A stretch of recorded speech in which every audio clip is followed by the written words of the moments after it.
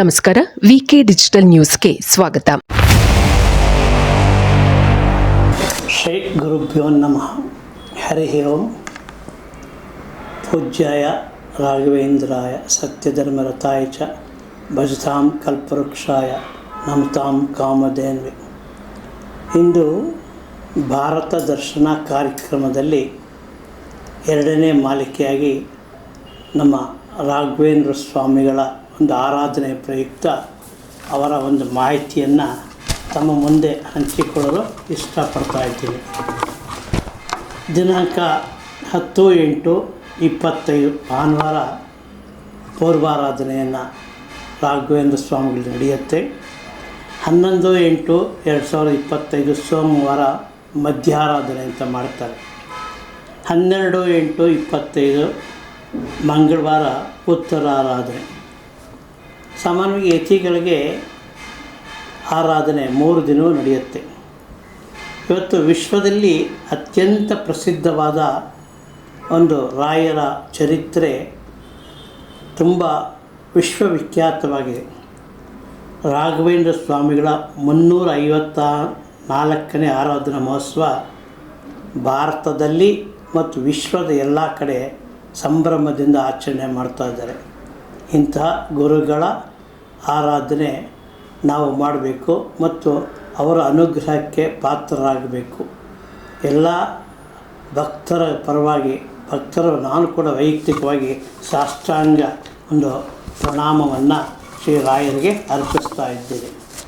ಮೊಟ್ಟ ಮೊದಲನೇದಾಗಿ ರಾಯರು ಜನಿಸಿದ್ದು ತಮಿಳುನಾಡಿನ ಕುಂಭಕೋಣಂನಲ್ಲಿ, ಕಾವೇರಿ ಪಟ್ಟಣಂ ಅಂತ ಇದೆ. ಅಲ್ಲಿ ಭುವನಗಿರಿ ಅಂತಕ್ಕಂಥ ಒಂದು ಸ್ಥಳದಲ್ಲಿ ಶ್ರೀ ರಾಯರು ಜನ್ಮವನ್ನು ತಾಳ್ತಾರೆ. ತಂದೆಯವರ ಹೆಸರು ತಿಮ್ಮಣ್ಣ ಭಟ್ಟರು, ತಾಯಿಯವರ ಹೆಸರು ಗೋಪಿಕಾಂಬ ಅಂತ. ಇವರ ಗೋತ್ರ ಗೌತಮ ಗೋತ್ರದವರು ಮತ್ತು ಪೌಷ್ಟಿಕ ಅಂಶ 60 ಮಕ್ಕಳು ಅಂತ ಇವರ ಮನೆತನ ಅಂತ ಕರೀತಾರೆ. ತಿಮ್ಮಣ್ಣ ಭಟ್ಟರು ಮತ್ತು ಗೋಪಿಕಾಂಬರಿಗೆ ಒಟ್ಟು 3 ಜನ ಮಕ್ಕಳು. ಮೊದಲನೇ ಮಗಳು ವೆಂಕಟಾಂಬ ಅಂತ, ಎರಡನೇ ಮಗ ಗುರುರಾಜ ಅಂತ, ಮೂರನೆಯವರೇ ನಮ್ಮ ಇಂದಿನ ರಾಘವೇಂದ್ರ ಸ್ವಾಮಿಗಳು. ಅವರು ಕೂಡ ಪೂರ್ವದ ಆಶ್ರಮದ ಹೆಸರು ವೆಂಕಟನಾಥ ಅಂತ. ಸಾಮಾನ್ಯವಾಗಿ ಈ ಒಂದು ಗುರುಗಳು ತುಂಬ ಒಂದು ಪ್ರಸಿದ್ಧಿಗೆ ಕಾರಣ ಅವರ ಒಂದು ಹಿನ್ನೆಲೆ. ರಾಘವೇಂದ್ರ ಸ್ವಾಮಿಗಳು ಪೂರ್ವದಲ್ಲಿ ಶಂಕುಕರ್ಣನಾಗಿ ಬ್ರಹ್ಮಲೋಕದಲ್ಲಿ ಇರ್ತಾರೆ. ಬ್ರಹ್ಮದೇವರಿಗೆ ಪುಷ್ಪಗಳನ್ನು ತರತಕ್ಕಂಥದ್ದು, ಪೂಜೆಗೆ ಅಣಿ ಮಾಡ್ತಕ್ಕಂಥದ್ದು. ಒಂದು ದಿನ ಶಂಕುಕರ್ಣರು ಪುಷ್ಪಗಳನ್ನು ತರುವುದಕ್ಕೆ ತಡ ಮಾಡ್ತಾರೆ. ಬ್ರಹ್ಮದೇವರು ಕೂಗಿದರೂ ಕೂಡ ಗಮನ ಕೊಡಲಿಲ್ಲ. ಆಗ ಬ್ರಹ್ಮದೇವರು ಶ್ರೀ ಶಂಕುಕರ್ಣರಿಗೆ ಒಂದು ಶಾಪವನ್ನು ಕೊಡ್ತಾರೆ, ದೈತ್ಯ ಕುಲದಲ್ಲಿ ಜನಿಸುವಂತ. ಆ ಶಾಪದ ಪರಿಣಾಮವಾಗಿ ನಮ್ಮ ಶಂಕುಕರ್ಣನು 2ನೇ ಅವತಾರ ಪ್ರಹ್ಲಾದರಾಜರಾಗಿ ಜನಿಸಬೇಕಾಗತ್ತೆ. ಹಾಗೆ 3ನೇದಾಗಿ ಶ್ರೀ ಭಲ್ಲಿಕರಾಜರು ಅಂತ, ಇವರು ಕೂಡ ಮಹಾಭಾರತದಲ್ಲಿ ಬರ್ತಾರೆ. 4ನೇ ಅವತಾರ ಶ್ರೀ ವ್ಯಾಸರಾಜರು. ಹೀಗೆ ನಂತರ ಶ್ರೀ ರಾಘವೇಂದ್ರ ಸ್ವಾಮಿಗಳಾಗಿ ಈ ಒಂದು ತಮ್ಮ ಕಾರ್ಯವನ್ನು ಮುಂದುವರಿಸ್ಕೊಂಡು ಹೋಗ್ತಾರೆ. ಇವರ ಜನ್ಮ ನಕ್ಷತ್ರ ಮೃಗಶಿರ ನಕ್ಷತ್ರದಲ್ಲಿ ಜನಿಸ್ತಾರೆ ಮತ್ತು ಜನನ ಕ್ರಿಸ್ತಶಕ ನಮ್ಮ ಈ ಒಂದು 1595ನೇ ಮನ್ಮಥನಾಮ ಸಂವತ್ಸರದಲ್ಲಿ ಫಾಲ್ಗುಣ ಶುದ್ಧ ಗುರುವಾರ ಸಪ್ತಮಿ ದಿನ ಜನ. ರಾಯರಿಗೆ ಗುರುವಾರ ಯಾಕೆ ನಾವು ಯಾವಾಗಲೂ ಮಠಕ್ಕೆ ಹೋಗ್ತೀವಿ, ಗುರುವಾರವೇ ಯಾಕೆ ಶ್ರೇಷ್ಠ ಅಂತ ಕೇಳಿದರೆ, ರಾಯರು ಜನಿಸಿದ ವಾರವೇ ಗುರುವಾರ. ಆದ್ದರಿಂದ ಗುರುವಾರ ಅತ್ಯಂತ ಶ್ರೇಷ್ಠವಾದದ್ದು. ಈ ಚೌಲ ಮತ್ತು ಅಕ್ಷರಾಭ್ಯಾಸ 1597ರಲ್ಲಿ 98ರಲ್ಲಿ ಮಾಡ್ತಾರೆ. ಹೇಮ ಲಂಬಿ ಸಂವತ್ಸರ ಅಂತ ಕರೀತಾರೆ. ಇವರ ಪ್ರಾಥಮಿಕ ಗುರುಗಳು ಅಣ್ಣ ಗುರುರಾಜರು. ನಂತರ ಹೆಚ್ಚಿನ ವಿದ್ಯಾಭ್ಯಾಸಕ್ಕಾಗಿ ಇವರ ಭಾವನವರದ ಅಕ್ಕನ ಗಂಡನಾದ ಶ್ರೀ ಲಕ್ಷ್ಮೀ ನರಸಿಂಹಾಚಾರ್ಯರ ಬಳಿ ಇವರು ವಿದ್ಯಾಭ್ಯಾಸವನ್ನು ಮಾಡ್ತಾರೆ. ಇವರು ಉಪನಯನ 1607ರಲ್ಲಿ ಶುಭಕೃತ್ತು ನಾಮ ಸಂವತ್ಸರದಲ್ಲಿ ಇವರು ಉಪನಯನವಾಗುತ್ತದೆ. ನಂತರ ಉನ್ನತ ವಿದ್ಯಾಭ್ಯಾಸಕ್ಕಾಗಿ ಲಕ್ಷ್ಮೀ ನರಸಿಂಹಾಚಾರ್ಯರು ಕುಂಭಕೋಣದಲ್ಲಿರ್ತಕ್ಕಂಥ ಶ್ರೀ ಸುಧೀಂದ್ರ ತೀರ್ಥರಲ್ಲಿ ಕಳಿಸ್ಕೊಡ್ತಾರೆ. ವಿವಾಹ ಕ್ರಿಸ್ತಶಕ 1614ರಲ್ಲಿ ಆನಂದನಾಮ ಸಂವತ್ಸರ ಅಂತ ಕರೀತಾರೆ. ಅವತ್ತು ಸರಸ್ವತಿ ಬಾಯಿ ಎಂಬವರನ್ನು ಈ ವೆಂಕಟನಾಥರು ಮದುವೆ ಆಗ್ತಾರೆ. ಹೀಗೆ ಪೂರ್ವಾಶ್ರಮದ ಪುತ್ರರು ಇವರಿಗೆ ಒಂದು ಗಂಡು ಮಗು ಕೂಡ ಆಗತ್ತೆ, ಲಕ್ಷ್ಮೀನಾರಾಯಣಾಚಾರ್ಯರು ಅಂತ. ಇವರ ಸನ್ಯಾಸಿಯಾಗಲು ಸೂಚಿಸಿದ್ದು ನಮ್ಮ ವಿದ್ಯಾದಿ ದೇವತೆ ಸರಸ್ವತಿ ದೇವಿಯರು. ಸರಸ್ವತಿ ತಾಯಿ ಇವರನ್ನು ವಿದ್ಯಾಪೀಠಕ್ಕೆ ಅಧಿಪತಿ ಮಾಡಬೇಕು ಅನ್ನುವ ದೃಷ್ಟಿಯಿಂದ ಇವರಿಗೆ ಸನ್ಯಾಸಾಶ್ರಮ ಸ್ವೀಕಾರಕ್ಕೆ ಒಂದು ಸೂಚನೆಯನ್ನು ಕೊಡ್ತಾರೆ. ಅದೇ ರೀತಿ ಸನ್ಯಾಸ ಸ್ವೀಕಾರವನ್ನು 1621ರಲ್ಲಿ ದುರ್ಮತಿ ನಾಮ ಸಂವತ್ಸರ ಫಾಲ್ಗುಣ ಶುದ್ಧ ಬಿದಿಗೆ ತಂಜಾವೂರಿನಲ್ಲಿ ರಾಜ ವಿಜಯರಾಘವೇಂದ್ರ ಅವರು ಇವರಿಗೆ ಒಂದು ಆಸ್ಥಾನದಲ್ಲಿ ಇವರಿಗೆ ಸನ್ಯಾಸವನ್ನು ಕೊಡ್ತಾರೆ. ಇವರಿಗೆ ಆಶ್ರಮನಾಮ ರಾಘವೇಂದ್ರ ತೀರ್ಥರು ಅಂತ ಮಾಡ್ತಾರೆ. ಇವರಿಗೆ ಸನ್ಯಾಸತ್ವವನ್ನು ಕೊಟ್ಟಿದ್ದು ಶ್ರೀ ಸುಧೀಂದ್ರ ತೀರ್ಥರು. ಸಾಮಾನ್ಯವಾಗಿ ರಾಯರು 48 ಗ್ರಂಥಗಳನ್ನು ರಚನೆ ಮಾಡಿದ್ದಾರೆ. 48 ಗ್ರಂಥಗಳನ್ನು ರಚನೆ ಮಾಡಿದ್ದಾರೆ. ಇವರು ಬೃಂದಾವನ ಪ್ರವೇಶ 1671 ವಿರೋಧಿ ನಾಮ ಸಂವತ್ಸರ ಶ್ರಾವಣ ಬಹಳ ಬಿದಿಗೆ ಆಗಸ್ಟ್ ತಿಂಗಳು ಬರುತ್ತೆ, ಶುಕ್ರವಾರ. ಬೃಂದಾವನವಾದ ಸ್ಥಳ ತುಂಗಭದ್ರಾ ತೀರ, ಮಂತ್ರಾಲಯ. ಇವರ ಅಂಕಿತ ನಾಮ ಧೀರ ವೇಣುಗೋಪಾಲ ಅಂತ. ಈ ಧೀರ ವೇಣುಗೋಪಾಲ ಅಂಕಿತ ನಾಮದೊಂದಿಗೆ 48 ಗ್ರಂಥಗಳನ್ನು ರಚನೆ ಮಾಡ್ತಾರೆ. ಇವರ ಒಂದು ಜೀವನ ಚರಿತ್ರೆ ತುಂಬ ವಿಶೇಷವಾಗಿದೆ. ಇವರ ಪವಾಡಗಳು ಕೂಡ ಅತ್ಯಂತ ಹೆಸರುವಾಸಿಯಾಗಿದೆ. ಈ ಪವಾಡಗಳಲ್ಲಿ ಮುಖ್ಯವಾಗಿ ನಾವು ಗಮನಿಸಬೇಕಾದರೆ ಶ್ರೀ ರಾಘವೇಂದ್ರರು 1820ರಲ್ಲಿ ಆಂಗ್ಲ ಅಧಿಕಾರಿ ಥಾಮಸ್ ಮನ್ರೋ ಜೊತೆ ಆಂಗ್ಲ ಭಾಷೆಯಲ್ಲಿ ಸಂಭಾಷಣೆ ಮಾಡಿ ಮಠದ ಆಸ್ತಿಯ ಬಗ್ಗೆ ಎಲ್ಲ ಉತ್ತರವನ್ನು ಕೊಟ್ಟಿರ್ತಾರೆ. ಮದ್ರಾಸ್ ಗೆಜೆಟ್ನಲ್ಲಿ ಇದರ ಉಲ್ಲೇಖವನ್ನಿದೆ.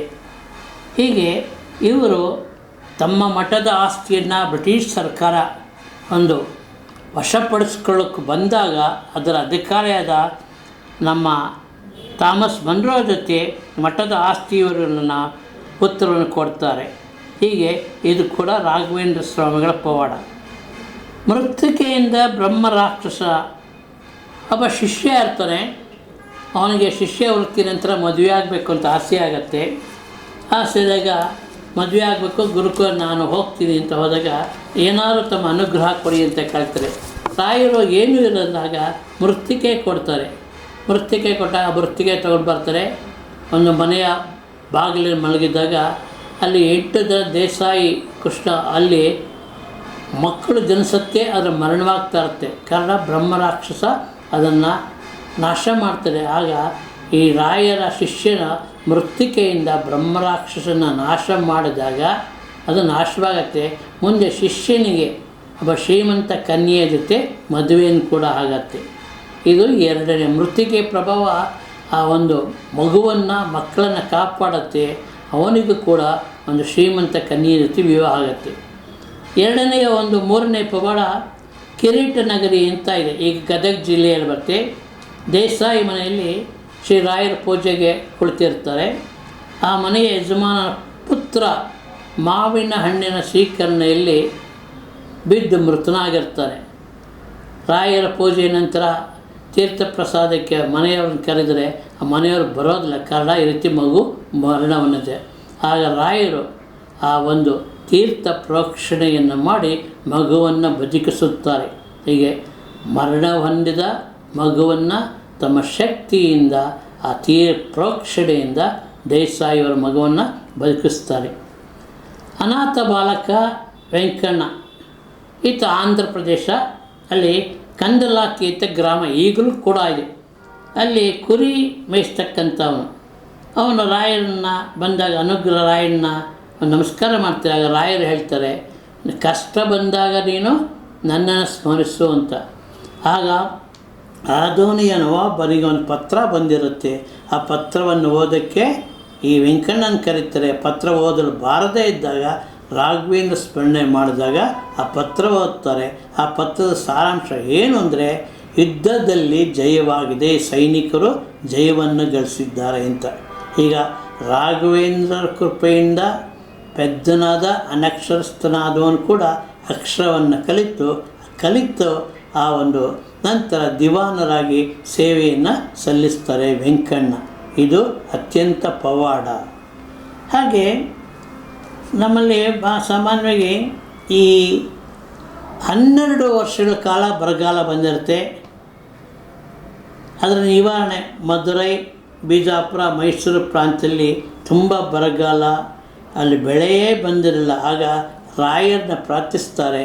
ರಾಯರ ಬಂದು ಮೃತ್ಯುಂಜಯ ಹೋಮ, ಪರ್ಜನ್ಯ ಹೋಮ ಮಾಡ್ತಾರೆ. ಆ ಮಾಡಿದ ಪರಿಣಾಮವಾಗಿ ವರುಣನ ಕೃಪೆಯಾಗತ್ತೆ, ಮಳೆ ಬರುತ್ತೆ.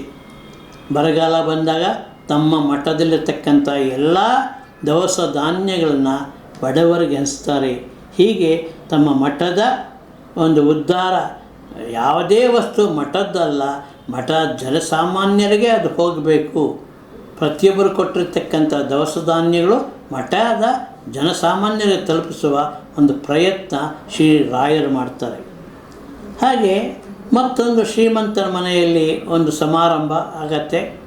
ಆ ಸಮಾರಂಭಕ್ಕೆ ನಮ್ಮ ವೆಂಕಟನಾಥರು ಹೋಗಿರ್ತಾರೆ. ಆಗ ಅಲ್ಲಿರ್ತಕ್ಕಂಥವ್ರು ಶ್ರೀಗಂಧವನ್ನು ತೆಗೆಯೋದಕ್ಕೆ ಕೆಲಸ ಕೊಡ್ತಾರೆ. ಇವರು ಶ್ರೀಗಂಧವನ್ನು ತೆಗೆಯುತ್ತಾ ಅಗ್ನಿ ಸೂಕ್ತವನ್ನು ಪಠಿಸ್ತಾರೆ. ಅಗ್ನಿ ಸೂಕ್ತ ಪಠಣೆಯಿಂದ ಶ್ರೀಗಂಧ ಲೇಪನವನ್ನು ಹಚ್ಚಿಕೊಂಡ ಎಲ್ಲ ಬ್ರಾಹ್ಮಣರಿಗೆ ಮೈ ಉರಿಯಾಗತ್ತೆ. ಆಗ ಅವರ ಮಹಿಮೆಯನ್ನು ಅರ್ಥ ಕ್ಷಮೆ ಕೇಳಿದಾಗ ವರ್ಣ ಸೂಕ್ತವನ್ನು ಪಠಿಸ್ತಾರೆ.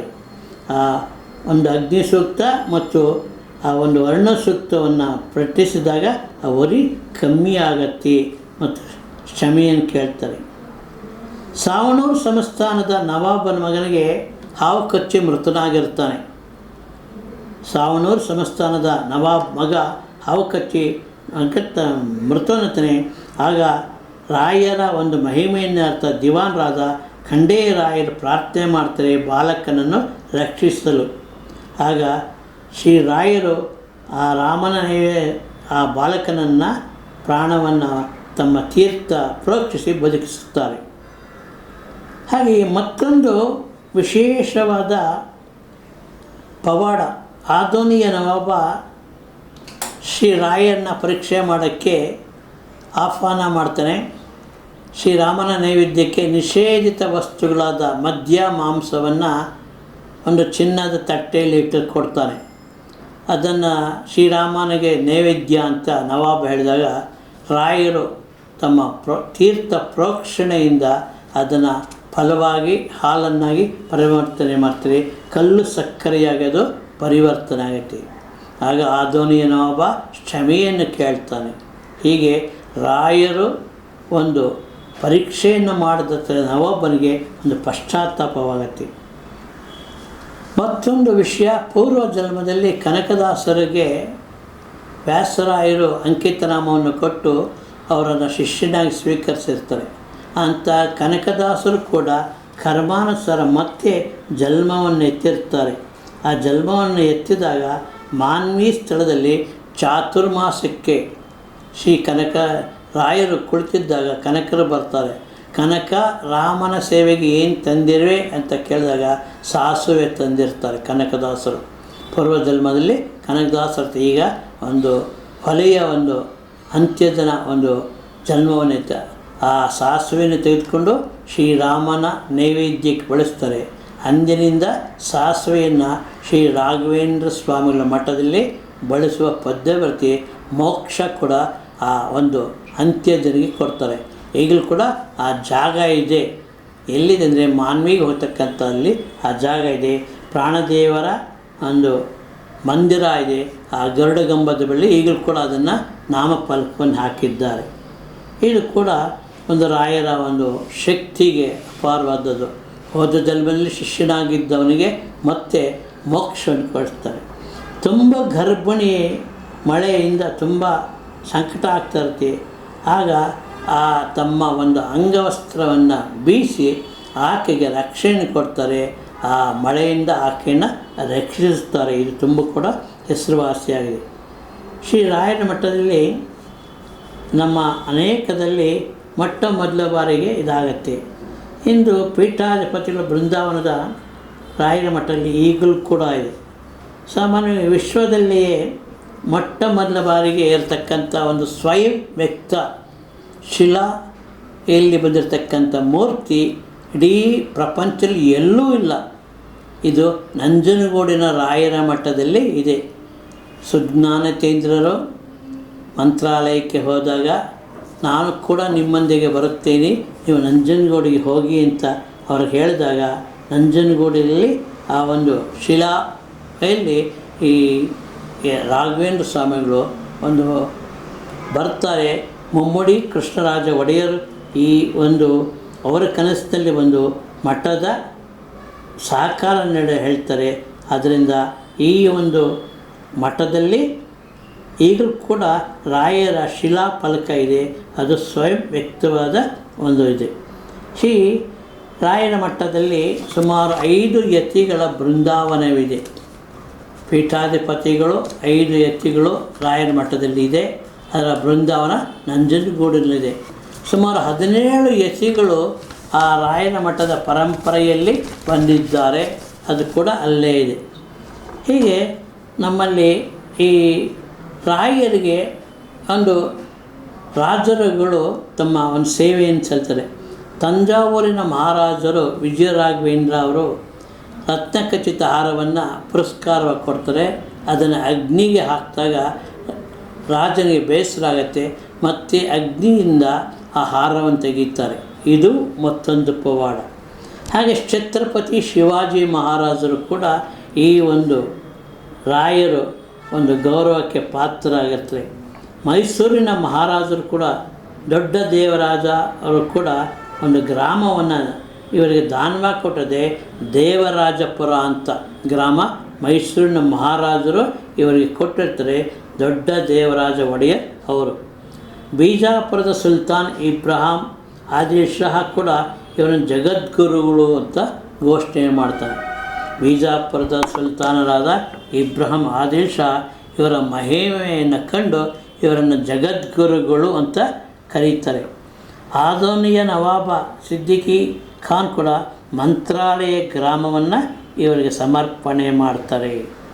ಹಾಗೆ ಮಧುರೈ ಅರಸ ತಿರುಮಲ ರಾಯರು ಕೂಡ ಭೂಮಿಯನ್ನು ಸಮರ್ಪಣೆ ಮಾಡ್ತಾರೆ. ಈಗ ರಾಜ ಮಹಾರಾಜರಿಂದ ಇವರು ಒಂದು ಭೂಮಿಯನ್ನು ಪಡೀತಾರೆ. ಮತ್ತು ಬಿಚ್ಚಾಲೆ ಮಂತ್ರಾಲಯದಿಂದ ಸುಮಾರು 15 ಕಿಲೋಮೀಟರ್ ದೂರದಲ್ಲಿ ರಾಯರ ಶಿಷ್ಯರಾದ ನಮ್ಮ ಅಪ್ಪಣಾಚಾರ್ಯರು ಒಂದು ರಾಯರ ಒಂದು ಪ್ರತಿಮೆಯನ್ನು ಸ್ಥಾಪನೆ ಮಾಡಿದ್ದಾರೆ. ಇಲ್ಲೂ ಕೂಡ 3 ದಿನಗಳು ಕೂಡ ಆರಾಧನೆ ನಡೆಯುತ್ತೆ. ಇಲ್ಲಿ ವಿಶೇಷ ಏನಂದರೆ ಎಲ್ಲ ರಾಯರ ಮಂದಿರಗಳ ಕಟ್ಟಡ ಇದೆ, ಆದರೆ ಇಲ್ಲಿ ಕಟ್ಟಡವೇ ಇಲ್ಲ, ಬಯಲಾಗಿದೆ. ಅಲ್ಲಿ ಯಾಕೆಂದರೆ ಕಟ್ಟಡಕ್ಕೆ ಹೋದಾಗ 2-3 ಸಲ ಅದು ನಿಲ್ಲಲಿಲ್ಲ. ಹೀಗೆ ಅಲ್ಲಿ ಒಂದು ರಾಯರ ಒಂದು ಕಟ್ಟಡವೇ ಇಲ್ಲದ ಬೃಂದಾವನ ಇದೆ. ಇಲ್ಲಿ ವಿಶೇಷ ಏನಂದರೆ ಶಿಷ್ಯರು ಭಿಕ್ಷೆಯಿಂದ ಅಕ್ಕಿ ತರ್ತಾಯಿದ್ರು, ಅಲ್ಲಿನ ಮರಕ್ಕೆ ತೂಗು ಹಾಕ್ತಾಯಿದ್ರು. ಗುರುಗಳ ಪಾಠದ ನಂತರ ತೀರ್ಥ ಪ್ರೋಕ್ಷಣೆ ಮಾಡಿದರೆ ಅದು ಬಿಸಿ ಬಿಸಿಯಾದ ಅನ್ನವಾಗಿ ಸಿದ್ಧವಾಗ್ತಾಯಿತ್ತು. ಭಿಕ್ಷಾಲಯ ಅಂತ ಆಯಿತು. ನಂತರ ಅದು ಬಿಚ್ಚಾಲಯ, ಈಗ ಬಿಚ್ಚಾಲಯ ಎಂದು ಕರೆಯುತ್ತಾರೆ.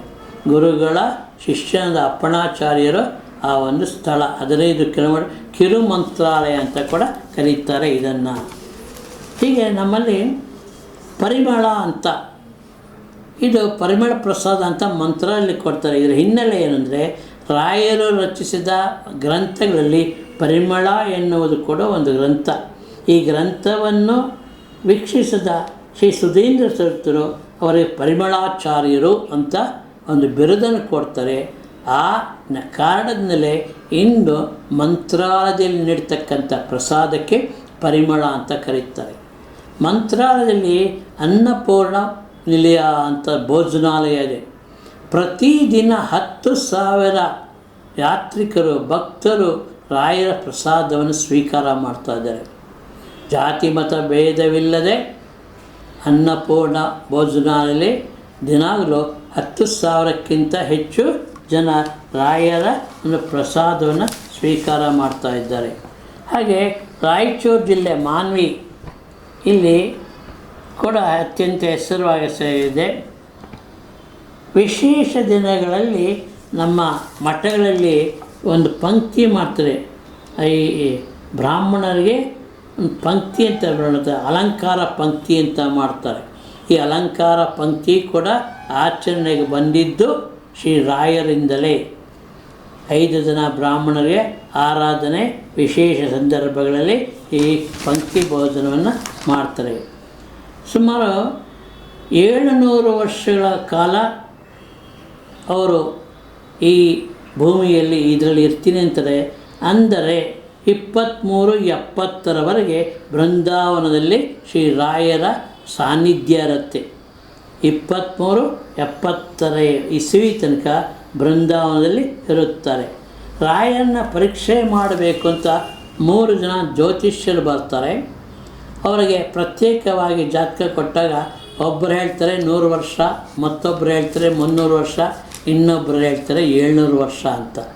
ಹೀಗೆ ಆ ಜ್ಯೋತಿಷ್ಯರು ರಾಯನ ಕೇಳಿದಾಗ, ನೀವು 3 ಜನವೂ ಹೇಳಿದ್ದೇ ಸತ್ಯ, ನಾನು ಶರೀರ ರೂಪದಲ್ಲಿ 100 ವರ್ಷ, ಈ ಗ್ರಂಥ ರೂಪದಲ್ಲಿ 300 ವರ್ಷ, 700 ವರ್ಷ ಇಲ್ಲಿ ವಾಸವಾಗ್ತೀನಿ, ಬರ್ತಕ್ಕಂಥ ಭಕ್ತರ ಅಭೀಷ್ಟಗಳನ್ನು ನೆರವೇರಿಸ್ತೀನಿ ಅಂತ ಹೇಳ್ತಾರೆ.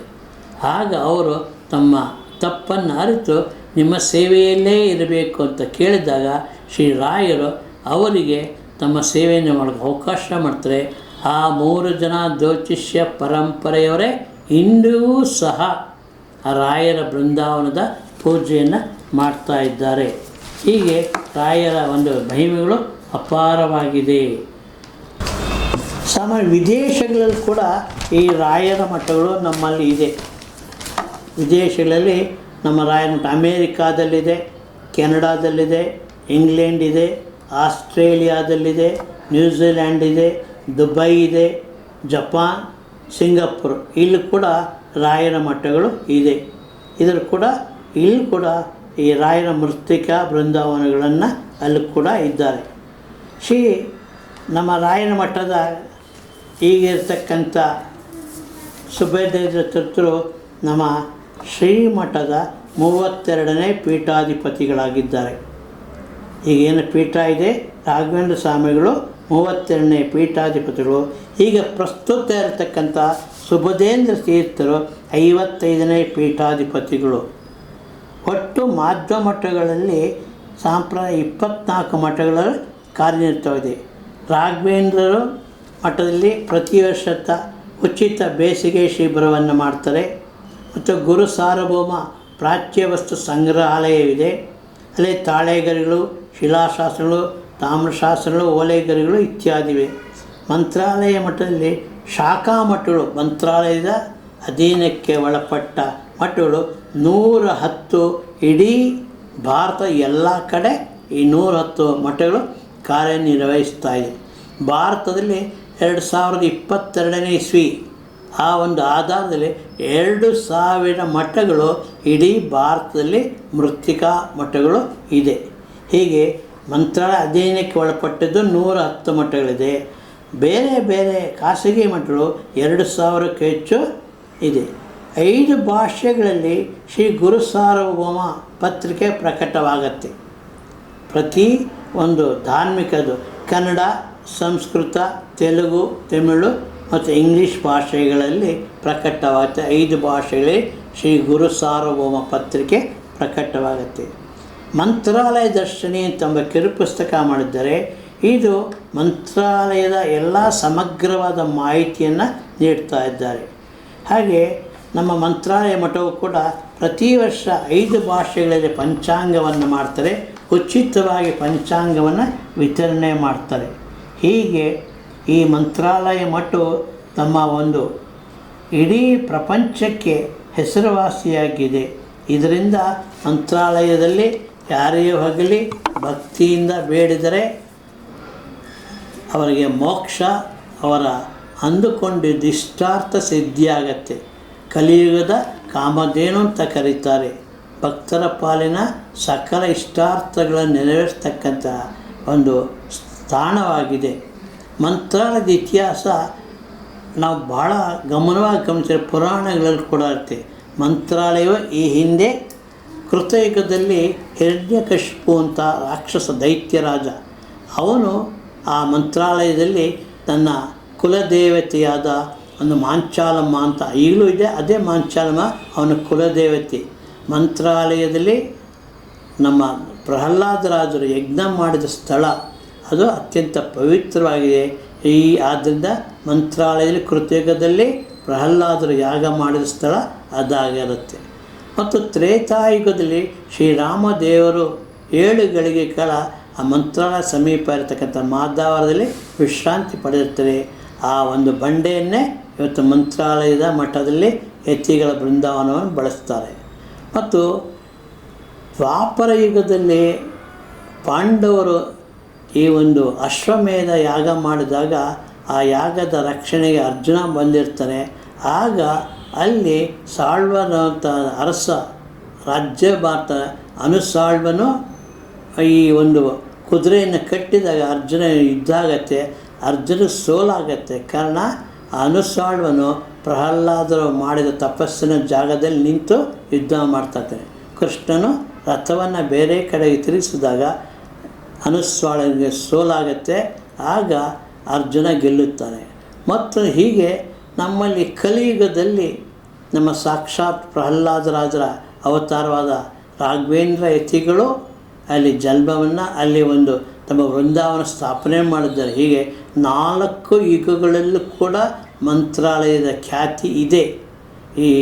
ಆ ಒಂದು ಪುಣ್ಯವಾದ ಶಕ್ತಿ ಅಲ್ಲಿದೆ.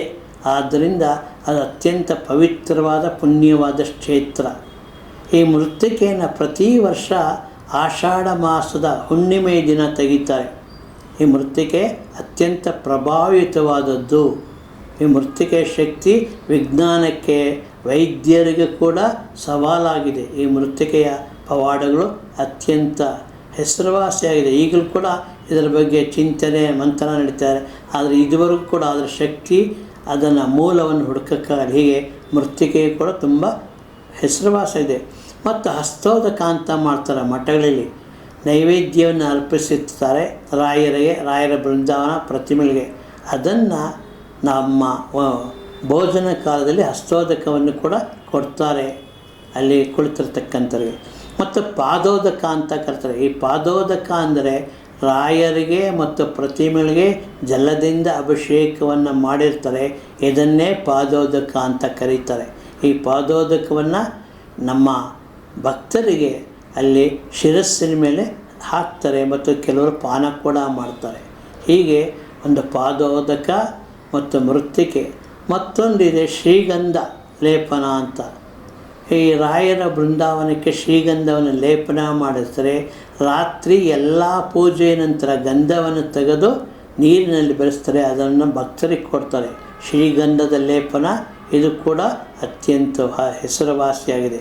ಹೀಗೆ ಪಾದೋದಕ, ಹಸ್ತೋದಕ ಮತ್ತು ಶ್ರೀಗಂಧ ಲೇಪನ, ಬ್ರಾಹ್ಮಣರ ಅಲಂಕಾರ ಪಂಕ್ತಿ ಹೀಗೆ ಹೆಸರುವಾಸಿಯಾಗಿದೆ. ಪ್ರತಿಯೊಬ್ಬರು ಕೂಡ ತಮ್ಮ ಜೀವನದಲ್ಲಿ ಕಷ್ಟ ಬಂದಾಗ ರಾಯರನ್ನು ನೆನೆದರೆ ಸಾಕು. ದೇವರೆಂದರೆ ತಿರುಪತಿ ತಿಮ್ಮಪ್ಪ, ಗುರುಗಳೆಂದರೆ ಮಂಚಾಲಯ ರಾಗಪ್ಪ ಅಂತ ಹೆಸರುವಾಸಿಯಾಗಿದೆ. ಇದರಂತೆ ಪ್ರತಿಯೊಬ್ಬರು ಈ ಒಂದು ಆರಾಧನೆಯಲ್ಲಿ ತಮ್ಮನ್ನು ತೊಡಗಿಸಿಕೊಂಡು ಆರಾಧನೆ ಕಾರ್ಯಕ್ರಮದಲ್ಲಿ ರಾಯರ ಅನುಗ್ರಹಕ್ಕೆ ಪಾತ್ರಬೇಕು. ವಿಶೇಷವಾಗಿ ಆರಾಧನೆ ಸಂದರ್ಭದಲ್ಲಿ ಶ್ರೀ ರಾಯರು ಸನ್ನಿಧಾನದಲ್ಲಿ ಇರ್ತಾರೆ. ಯಾರೇ ಹೋಗಲಿ, ಏನೇ ಕೇಳಲಿ ಅದು ಈಡೇರುತ್ತೆ ಎಂಬತಕ್ಕಂಥ ಒಂದು ಪ್ರತೀತಿ ಇದೆ.